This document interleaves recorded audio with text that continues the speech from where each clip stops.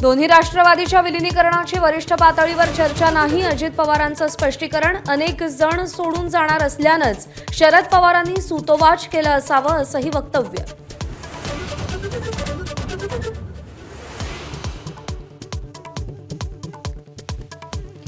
राष्ट्रवादी काँग्रेस शरद पवार पक्षाच्या जयंत पाटलांनी राज्य कार्यकारिणीची बैठक बोलावली.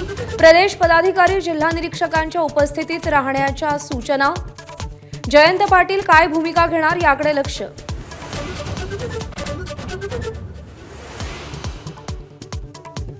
ठाकरेंच्या शिवसेनेतून बाहेर पडणाऱ्यांना पक्षात घेण्यासाठी भाजप आणि शिंदेंच्या शिवसेनेची चढाओढ.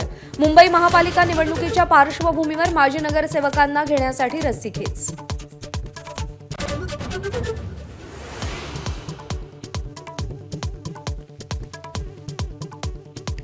ऑपरेशन सिंदूरच्या यशानंतर आज केंद्रीय मंत्रिमंडळाची पहिली बैठक. सकाळी 11 वाजता पंतप्रधान मोदींच्या अध्यक्षतेखाली महत्त्वाची बैठक. कॅबिनेट आधी सीसीएसची बैठक होण्याची शक्यता.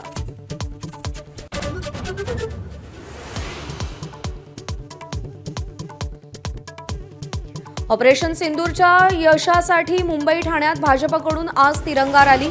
मुंबईमध्ये मुख्यमंत्र्यांसह भाजप नेते तर ठाण्यात एकनाथ शिंदे रॅलीत सहभागी होणार.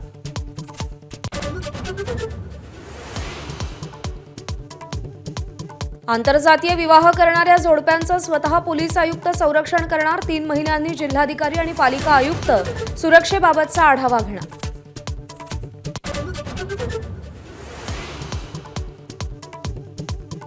अमरावतीचे सुपुत्र भूषण गवई 52 नावे सरन्यायाधीश म्हणून पदभार स्वीकारणार. राष्ट्रपती सकाळी 10 वाजता शपथ देणार. गवईंचा सरन्यायाधीश पदाचा कार्यकाळ 6 महिन्यांचा.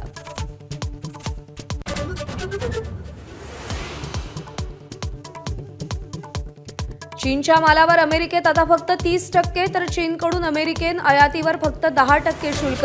90 दिवसांसाठी दोन्ही देशांनी करांमध्ये कपात केली.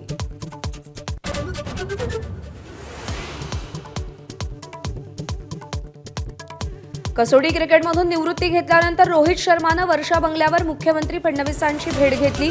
रोहितला पुढच्या वाटचालीसाठी शुभेच्छा दिल्याची फडणवीसांची एक्स पोस्ट. एबीपी माझा, उघडा डोळे बघा नीट.